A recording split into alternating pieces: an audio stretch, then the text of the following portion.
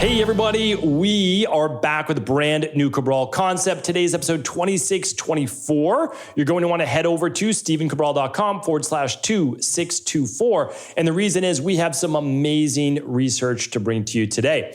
I am deep into the field of anti-aging, life extension, as well as, I would say, age reversal, because we know that that's possible now. It is not mainstream, but it will currently be soon mainstream. And one of those things is intermittent fasting. Now, intermittent fasting has been shown to be one of the closest things that we have to the fountain of youth. The problem is it has been done incorrectly now for many years. And really, it is only because it's been a Western-based mindset thing. It's never been the way that Ayurveda has recommended to do intermittent fasting or any of the other Eastern-based medicines or philosophies.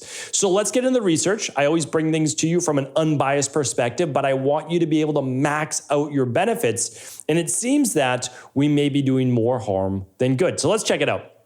So the headline is very sensationalistic. This is not my headline. I'm going to read directly to you, and then I'll interject probably along the way and then do a summary at the end, because I think that there's a lot that we can take away, but also some tweaks to this particular research that I think may have been a little bit overdone. So the headline is this popular diet increases your risk of an early death by 30%. So it goes on to say intermittent fasting, one of the most popular diets, may actually raise the risk of early death. Pretty sensationalistic, I know, but let's get into it. A study of 24,000 Americans over the age of 40 discovered that people who ate just a single meal each day, as opposed to 3 meals, were 30% more likely to die from any reason within 15 years. Ironically, one of the main benefits touted by the diet's adherents, as well as studies, is longevity and a reduced risk of catching several different diseases. By the way, you don't catch a disease. I just want to state that. But in a more recent study, skipping breakfast was linked to a higher chance of dying from heart disease, while skipping lunch increased overall odds of general mortality. These results remained even if people were exercising, eating healthily, and not smoking or drinking alcohol, the researchers claimed. All right, let's keep on going. How can intermittent fasting lead to an early death? The researchers further state that people who adhere to an intermittent fasting diet usually eat a relatively large amount of food at once, something that over time could end up damaging the body. Having said that, the researchers warned that it's too early to say for sure if intermittent fasting plays a role in dying since lifestyle choices and genetic factors can't be ruled out yet. The study concluded, this was done, the University of Tennessee, and it was concluded that the key to a long life is eating 3 meals a day. However, eating these meals too close together was also linked to an increased likelihood of dying early. Just like the theory about intermittent fasting, the researchers think that eating too much food too quickly puts a metabolic strain on the body. At a time when intermittent fasting is widely touted as a solution for weight loss, metabolic health, and disease prevention, our study is important for the large segment of the Americans who eat fewer than 3 times per day. Our research revealed that individuals eating only 1 meal a day are more likely to die than those who had more daily meals. In a study, which was published in the Journal of the Academy of Nutrition and Diabetics, the researchers analyzed data from 24,011 people over the age of 40 from across the U.S. who had participated in a survey conducted between 1999 and 2014, so 15 years, which asked them questions about nutrition, health, and diseases and behavior every 2 years. 40% of the participants ate less than 3 meals a day on average. Their responses were taken alongside medical records. In total, 4,175 of the participants died by the end of the study, including 878 who died due to heart problems. Compared to participants who ate 3 meals a day, eating just 1 meal a day was linked to a 30% increased likelihood of dying from any cause and an 83% increase in the risk of dying from heart disease. I mean, that's a huge number right there. Skipping breakfast had a 40% increased likelihood of dying from heart disease, though there were no difference in all-cause mortality. Last paragraph, too much energy. Having said that, people who missed lunch or dinner were 12 to 16% more likely to die from any cause. People who ate 3 meals a day, but with less than 4.5 hours on average between at least 2 of them, had a 17% higher chance of death for any reason. Our findings are based on observations drawn from public data and do not imply causality. Nonetheless, what we observed makes metabolic sense. The researchers explain that skipping meals usually means putting a lot of energy all at once, which can cause or can exacerbate the burden of regulating glucose, metabolism, leading to subsequent metabolic deterioration. This could also explain the link between shorter intervals between meals and mortality, because a shorter time, as less time between meals, could also mean more energy in a smaller period of time. All right. All that said, what does all of this mean? I am going to link you up all of the research so you can read it for yourself. But again, I like to approach things from an unbiased perspective. We know intermittent fasting works. We know that it works. So now all we're trying to figure out, should you fast for 12 hours, 14, 16, 20, 23 hours and just have maybe one meal a day with that 23-hour fast, right? That's what we're looking at. And I think studies like this are important. Yes, it's an overall analysis, but it was done over 15 years. They have 24,000 plus people in the study. And again, I want to go back to Ayurveda. I want to go back to these forms of medicine that have been around for 6,000 years. They've had a long time to play out what they see as right and what they don't, right? And you'll see on my podcast from like 7 years ago, why 3 meals a day. I want to share with you something that's important. And I want you to understand that this is how I live my philosophy as a doctor of naturopathy, as the head of some very large organizations like the Integrative Health Practitioner Institute, like Equilife, and even the Cabral concept, is that I will never bring you fad diets. I will never bring you what is the diet, of the day. It's never something I'm going to do. I don't care that I could make more money, sell a lot of books, anything like that. Never what I'm going to do. I want you to know that what I share with you is what I use in my own clinical practice, what I teach to our integrative health practitioners, what I live in my own life, what I would tell my own family. I want you to share with you this. We know that 12 to up to 16 hours a day is going to be a good amount of time for an intermittent fast. But I've told you this throughout the years. Skipping meals puts stress on your body. Is it an easy way to lose weight, transform the body?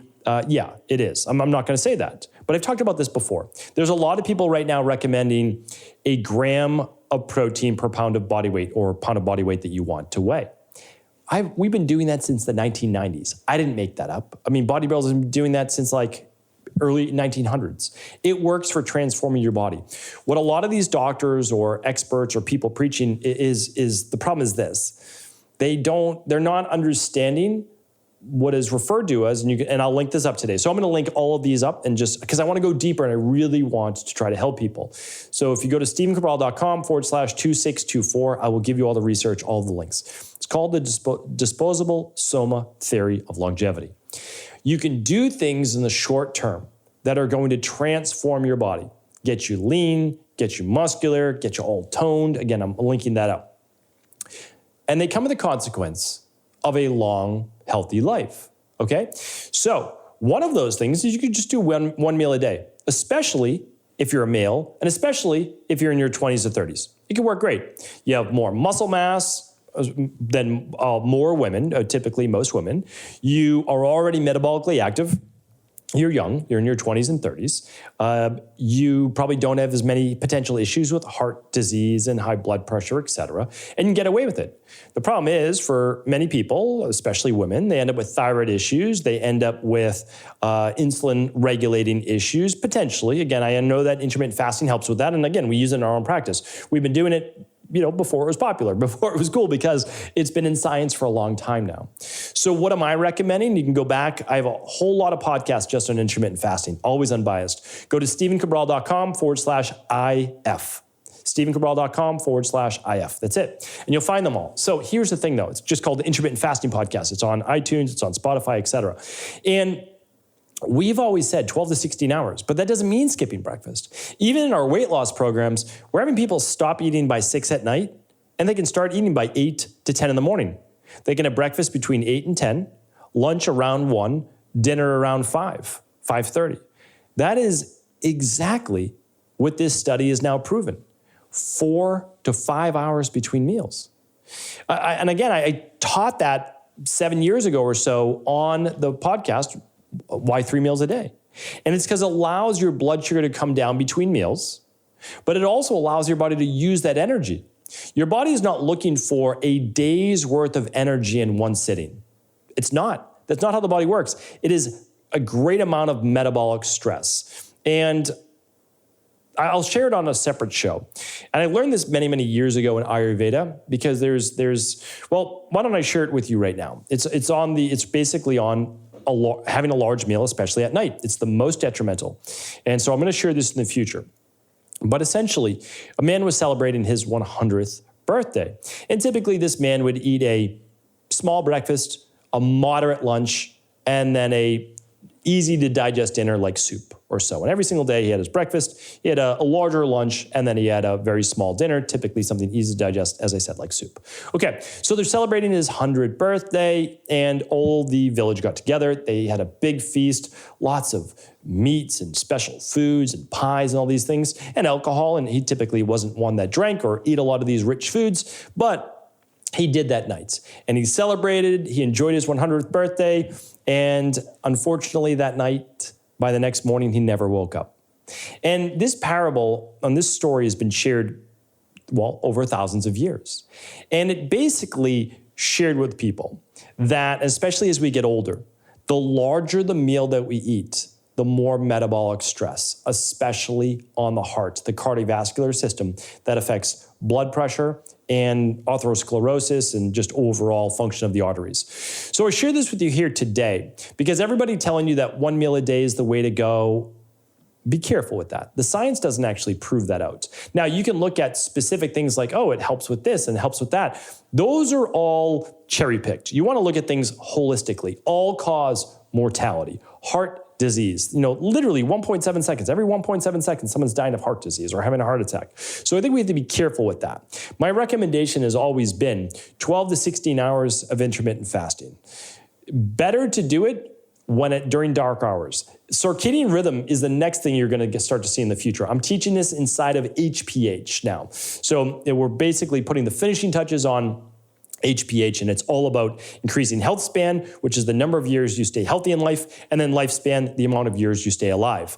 And there absolutely is more of a benefit to intermittent fasting during dark hours than light hours.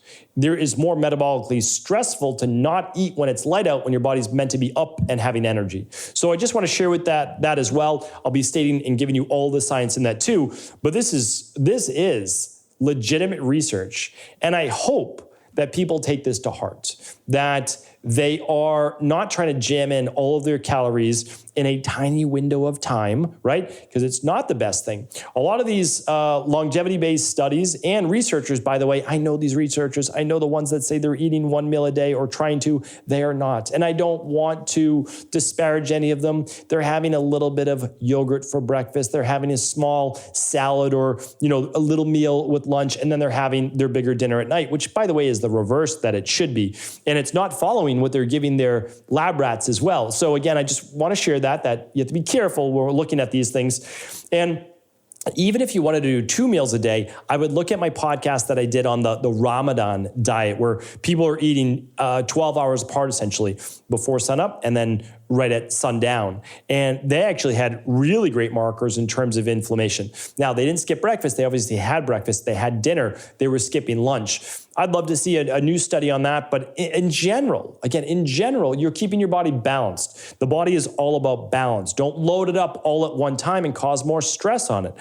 Okay, like medium-sized breakfast, your largest meal of the day is lunch, smallest meal is dinner. Now, I'm going to say I'm not the best at that either. When I sit down with my family, that's when I like to enjoy a nice meal. So there's always pros and cons, or there's always, gives and takes in life. And that's how I've decided. So I do an easy to digest breakfast. I do a normal sized lunch. Then I have it's not huge, but I also have that dinner before 6 p.m. so that it enables me to then go to 8 a.m. the next morning. I do about 14 hours for an intermittent fast. I've always found it works best for my body.